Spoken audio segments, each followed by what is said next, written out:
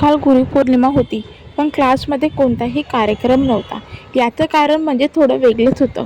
Hi hello, मी मोनिका. पण मला जबरदस्त सरप्राईज मिळालं. आज ते तुम्हाला समजेलच. त्याआधी आमची 7:30ची बॅच सुरू होते. ती प्रार्थना कशी झाली ते तुम्ही पाहू शकता.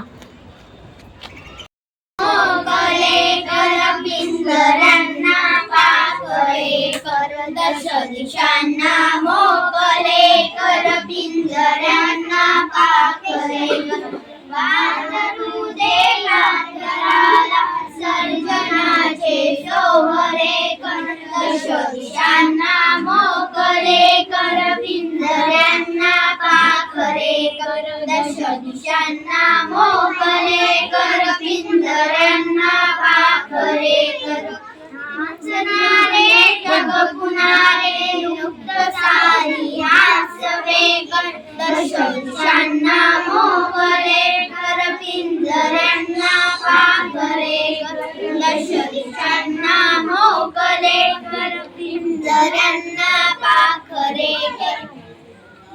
पिंजऱ्यांना पाखरे कर. दश दिशांना मोकळे कर, पिंजऱ्यांना पाखरे कर. हसणारे जग पुन्हा दे तूच सारे आज कर.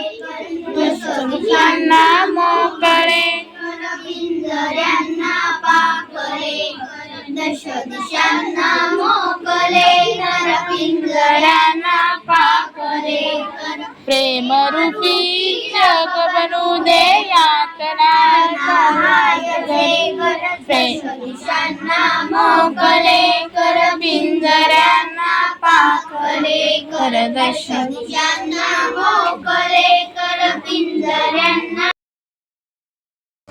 दीदी आमचा खूप छान अभ्यास घेते व वाचन सुद्धा घेते. सांग की काय झालं. ए हसू नका की, तो बोलतोय. तुम्ही येता का बोलायला. सांग सांग. दीदी आम्हाला इतिहास पुस्तक शिकवते. दीदी रोज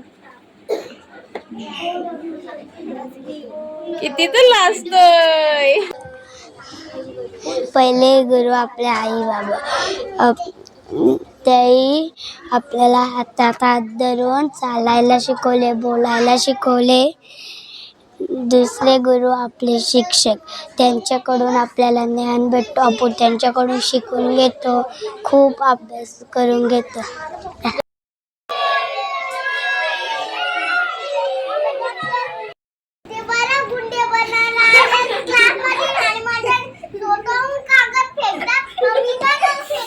बापरे, काय करायला आले ते. गुंडे बनायला आलेत. अरे काय बनायला आलेत तुम्ही. त्यानंतर लगेचच 8:15ची बॅच आली होती. त्यांचं म्हणणं असं होतं की दीदी आज गुरुपौर्णिमा आहे, तर आम्हाला पायात पडू दे, आणि नाही पडलं तर आम्ही तुला उचलू, असं ते सांगत होते.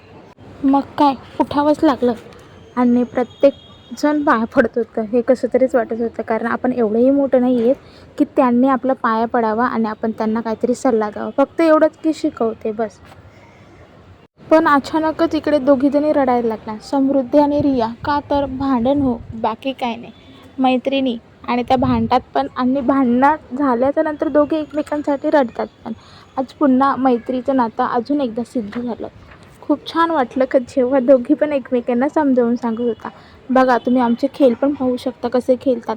आणि त्यानंतर तुम्हाला क्लासचं मुलांनी काय दिलं आहे ते बघायचं होतं ना, त्याचं ओपनिंग आहे. मला हे अनुभव खूप छान वाटले, कारण मी जेव्हा एक मला आलेला अनुभव सांगते की शिक्षक कधीच मुलांचा वाईट विचार करत नसतो आणि तो प्रत्येकाला चांगलं शिकवण्याचाच प्रयत्न करत असतो.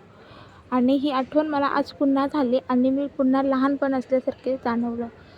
मुलांमुळे मला अजून एक नवीन नवीन गोष्टी शिकायला मिळाली आणि त्यांचं मी पुढे चांगल्या पद्धतीने करण्याचा प्रयत्न करेन. आणि त्याने दिलेलं बक्षीस म्हणजे खूप छान होतं. ते म्हणजे छत्रपती शिवाजी महाराज यांची फ्रेम, आणि ते पाहून तर मला अजून एनर्जेटिक वाटायला लागले. त्यांची अजून एक जबाबदारी माझ्यावर आली आणि ते मी सांभाळण्याचा पुरे प्रयत्न करेन. चला भेटूया नेक्स्ट व्हिडिओमध्ये. Bye bye. फॉलो आणि सबस्क्राईब करायला नक्की विसरू नका.